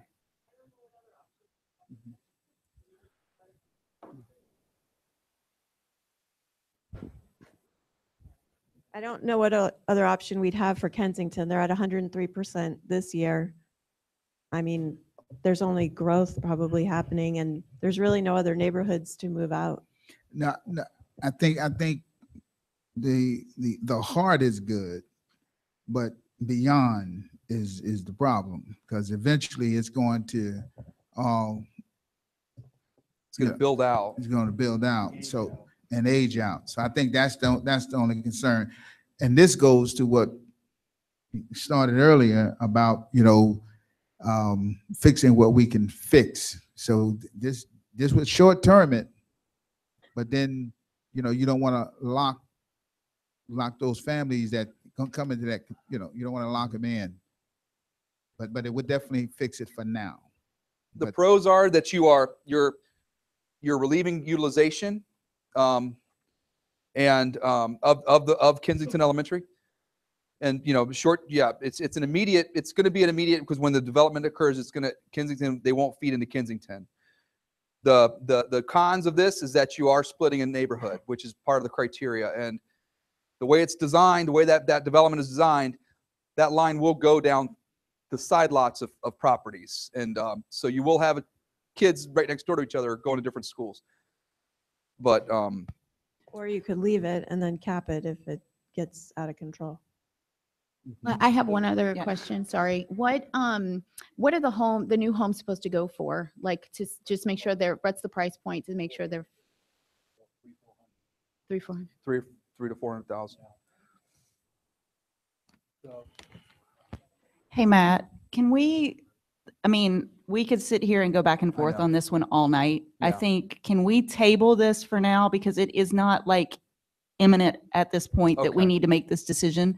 I think Uh-huh. it's definitely something that all of us can process in the next couple of weeks and do our Sure. research and see and do a little bit more informative decision than us just kind of all raising our hands Yeah. when we're going against criteria, but we're trying to do the right thing. I think we need to table it and Okay, just let to it think go for a about little it. bit. Yep. If I may add, there's already does this in option A, okay? And the second thing is, and the point is, Kensington may need those 800 homes as it gets through that life course, because the areas already packed are already starting to age out an empty nest of elementary age kids. So looking at forward thinking.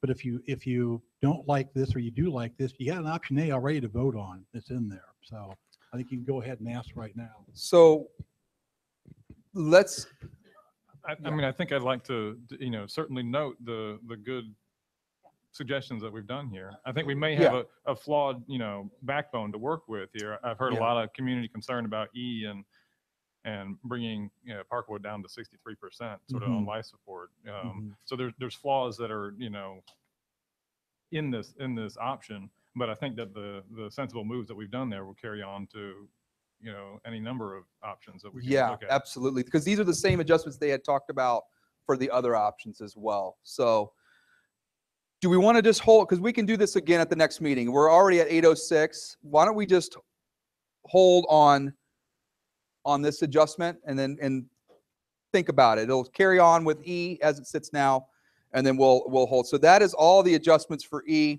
And I think that the other ones, do the other ones mirror this? So options, let's take a quick look, because I don't want to. Let's take a quick look. And were there any other adjustments to the middle and high schools that you had noted on these? So we got, this is already consensus. We've got consensus on this. And these are the same. This one we don't have consensus on. There's, and then this is here. You have the different one in C is the Breckenridge we have consensus on. C is the area planning block 196, which is Callanwood, staying in Indian Trail. Is that right? Well, that was the split feed. The split I feed. think we got feedback. They didn't want to have the split Okay. feed. So that would feed into Indian Trail. And is there capacity at Indian Trail for that? Okay. So this in option C, this adjustment would go into Indian Trail. Is there is anybody opposed to that adjustment? It's planning block. It's planning block 196.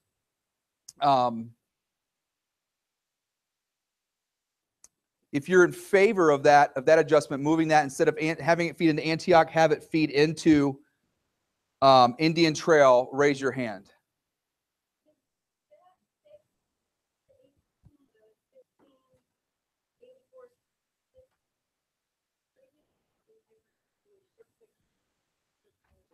It does fix that 16%, so it would be 100% feed into Sun Valley. Okay. It is 114 students.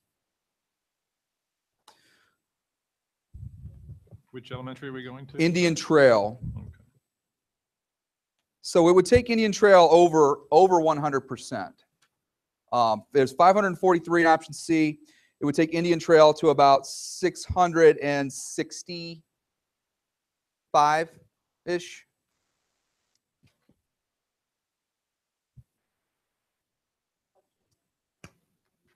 That in terms of projections, it's projected to decline Indian Trail.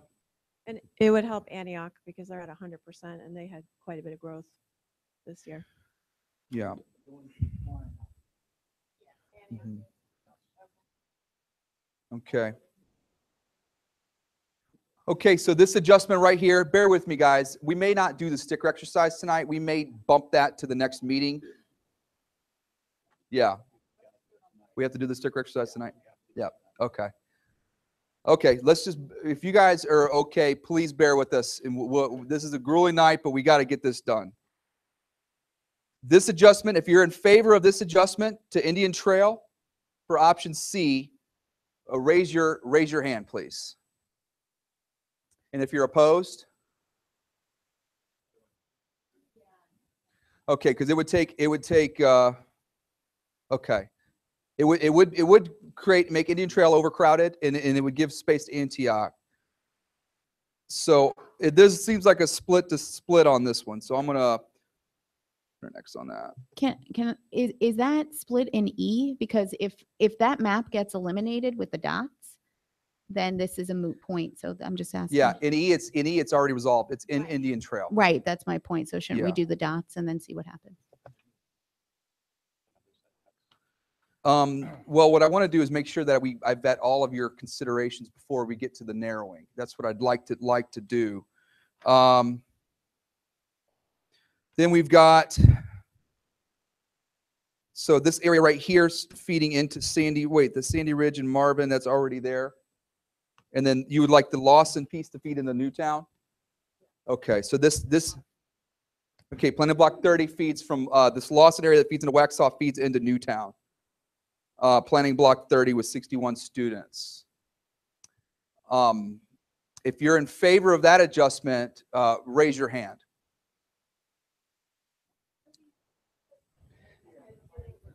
It's improving a split feed and it's putting Lawson back together. Yeah.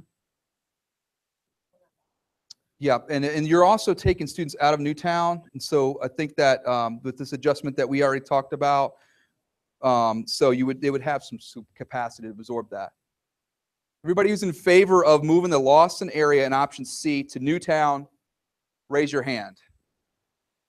West of Cuthbertson. Just which school to which school? I'm trying to From keep up. Waxhaw to Newtown. Okay. It'd be 61 students. Newtown at 116% in option E. But Newtown loses 130. Newtown I'm loses not about. keeping up. I'm sorry. Yeah, Newtown loses. Jerry, getting tired. Newtown is at 118% in option C. So minus 61. So the net difference would be minus 72 out of Newtown in option C would be the net difference. Okay. So anybody who's in favor of this adjustment that we just discussed from Lawson going to Newtown, raise your hand for an adjustment for option C. Anybody who's opposed? Okay, so we'll carry that one. Okay, I think we're almost there. This is, what is this? Okay, so this is the That's- Crane Road development. Drayton Hall. Drayton Hall feeding into Marvin Elementary School, which that does align with transportation and feeds it down Crane Road. And it's this area right here that's currently in Marvin, Rayview, or it's currently in Marvin. It would stay in Marvin. And I think Marvin has the capacity to do that, and it does align with transportation. So if you're in favor of that, please raise your hand. Okay, and if you're opposed? Okay. All right, so that one carries too.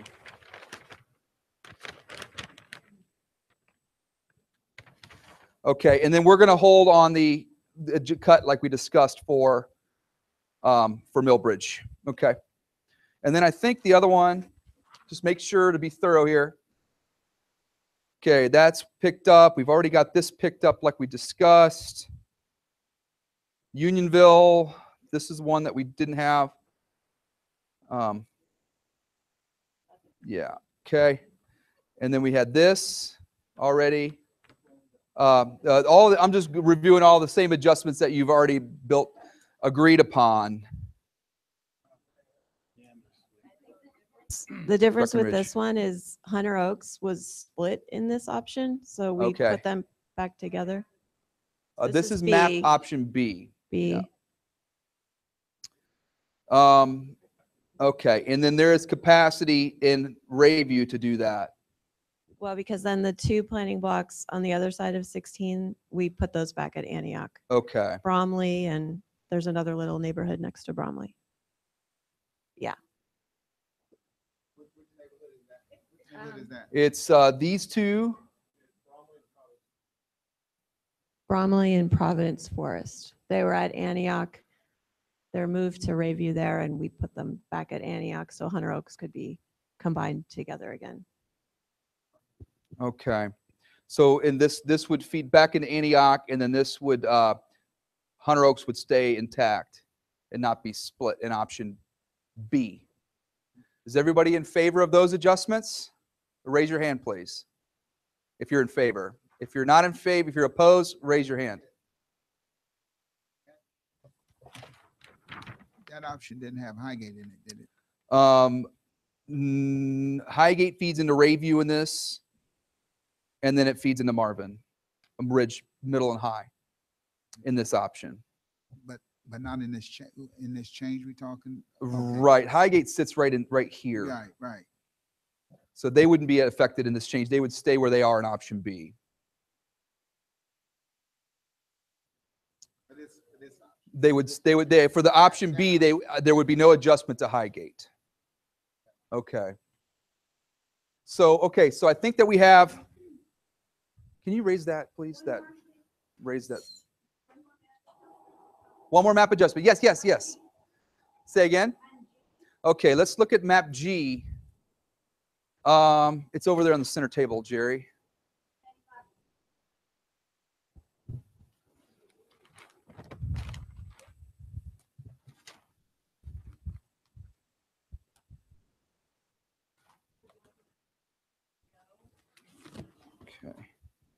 Okay. Okay, option G sits right here.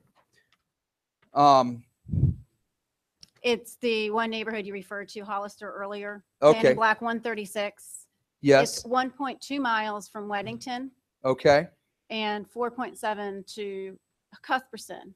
Okay. To go out of the neighborhood, you would need to take a right at a odd intersection, which is Lester Davis and Newtown.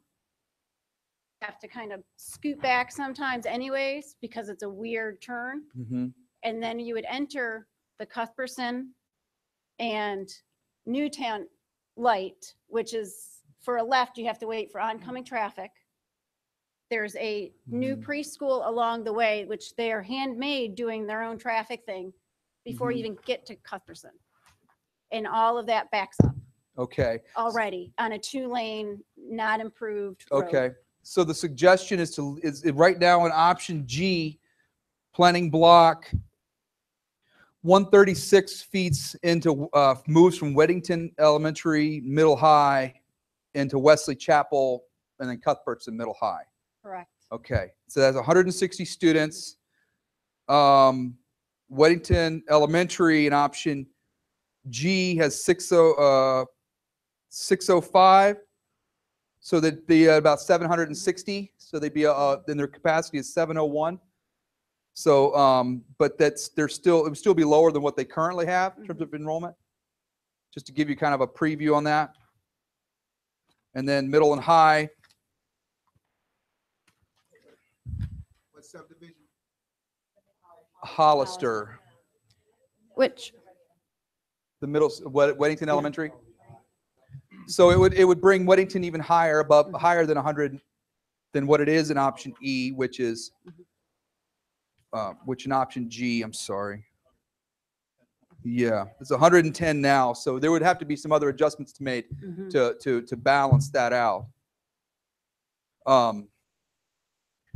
So if you are in favor of moving the planning block 136, that was referenced the Hollister neighborhood here, back into Weddington Elementary, Middle and High, instead of where it's showing in G to Wesley Chapel and Cuthbertson Middle and High, if you're in favor of making that change, raise your hand. Okay. And if you're not, if you're opposed to making that adjustment, raise your hand. Okay. So we don't have split on that. Okay.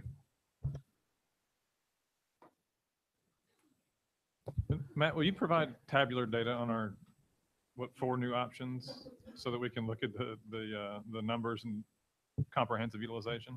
Once we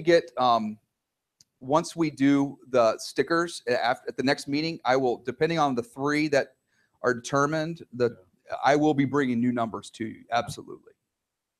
So, okay, let's take a look here. So we've got, let's get this all together. B, C, and E modified.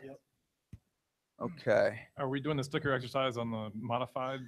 Yes, right Before we here. have I'm the just going to write typo down? modified. We evaluated based on the numbers that we have provided here, Right, but we've been talking about the changes. but I don't know where they are utilization wise and Well, this isn't the final vote. You're Gotcha. gonna look at them again next meeting, and we can make further adjustments. This is something that we're trying to see, trying to make sure that we capture committee feedback, and we did look at the numbers and everything that we talked about in terms of the we evaluated the utilization of these as we talked through them. So B modified. What are the others? C and E. Okay. And then E modified. Okay. And you can always look at these and study it before you put your stickers on. Sometimes board meetings go late. I'm sorry that this is going late, but this is very important to get this. Okay. Let me see here. Hold on one second, Jerry. We're not there yet. We got to make sure we get there. So I want to make sure. Okay, so B. Okay, and then G. Okay. So I'm going to say, because of G, there was no consensus on G. Okay. All right. So are we good with this, with the modifications that we discussed and the changes? Okay. Any other adjustments or changes that people would like to consider for these maps? Okay. All right. So here's what we're going to do, guys. We're almost there. So we're going to have. Where's the sign-in sheet? Do you have it? Okay. Okay. So we're going to give you 3 stickers. 3 stickers each for the east and for the west. What we want you to do. PowerPoint on this. Is that not working now? Okay. So what we want you to do is we want you to have 6 stickers. We want 3 stickers to put on the best 3 options for the east, and 3 stickers to say the best options for the west. Okay? The ones you feel are best for the east and the ones that you feel are best for the west. Only place 1 sticker per option. You cannot put 2 stickers on a single option. And now what we want you to do is you want to place 1 sticker on the top 3 options you feel are the best tonight. Okay? Are there any questions about that? And when you're doing B, C, and E, if those are ones that you feel, those are the modified, incorporating the modified changes. Okay, any questions on that? Okay, so now you can take time. Don't feel rushed. I know it's 8:23. We're over our time, but don't feel rushed to this. Take your time, and you can place your stickers when you are ready.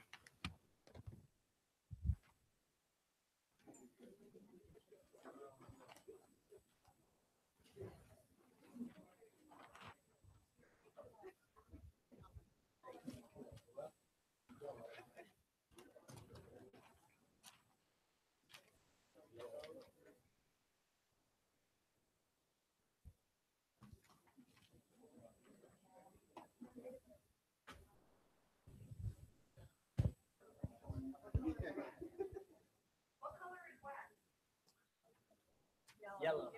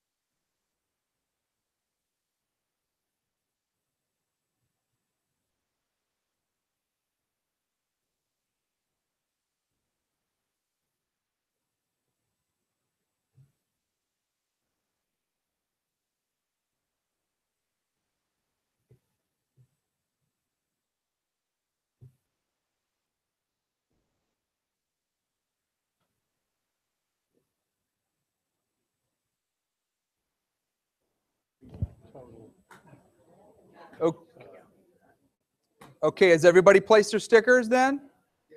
Okay, let's just count them here. 1, 2, 3, 4, 5. 1, 2, 3, 4, 5, 6. 6.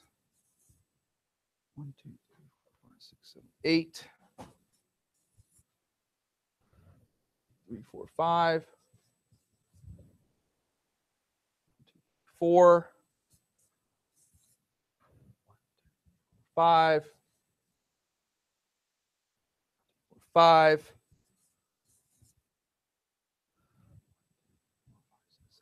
8. 1, 2, 3, 4, 5, 6, 7, 8 for east. 8 for F west. 7 for F east. 1 for G west. And then 0 for G east. Okay, so looking at the western side first, let's see, we have 3 that have 8 stickers. That's B west, F west, and E west. These A west, C west, and D west. A west and C west have 5. D west has 4. So, you know, this isn't saying that we can't consider components of these options that have less. I mean, because there's still 5 stickers versus 8 stickers. Are we okay with taking B, F, and E west forward to the next level, since they have the three most stickers? They all have 8 stickers each. It would be E west, F west, and B west modified would be the 3 options on the west end that we would continue to evaluate and look at modifying.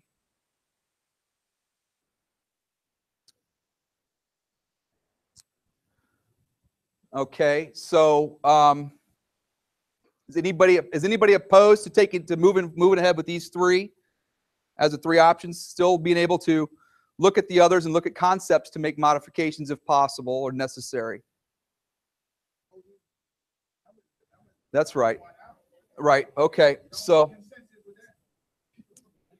Okay. I just want to make sure that there's no voices unheard. Okay. So we have, for the East, we have 8 for E East. F East has 7.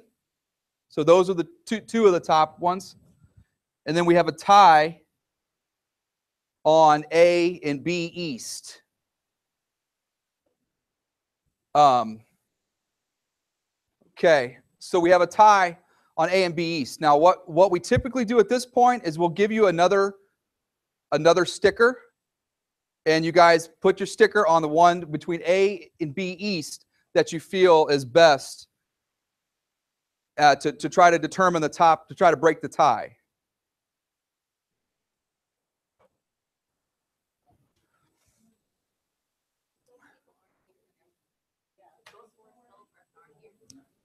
Mm-hmm. Hey, Matt. Yeah. So we're missing 2 Forest Hill reps, a Piedmont rep, and a Porter Ridge rep. And that's one, but I'm talking about the east side right now. Okay. So we're missing 1 from the west and 4 from the east. Okay. So it's a situation now where do you allow them to have a vote by email to you by tomorrow based on this, or do we just go ahead and go with procedure? But it's something to note in the notes that we're missing committee members that for that east side. It is. Where's A and B? B in the east. We've talked about B modification, B modified, and then A modified. We could just, we know what we could do since there's a tie there, let's just take them both to the next level. We'll bring both of these back since there's a tie. And then so we'll have 4 options for the east side to evaluate and narrow for the next meeting, okay? That sound fine? Okay, guys. So at the next meeting, what we'll do is we'll be bringing, we're not changing names. These are still draft. They're still going to be split up in components. But we have A East and B East, E and F East are taking it the next level. And then for the West, it's E and F and B with the modifications that have been noted. Okay? Well, it's 8:30. We didn't go too far over, but I really appreciate you guys. Do you want to have any comments? I don't want to rush you guys out. Say what? Okay. Okay. Thank you guys. And I'll be in touch with you. Yes. Yep.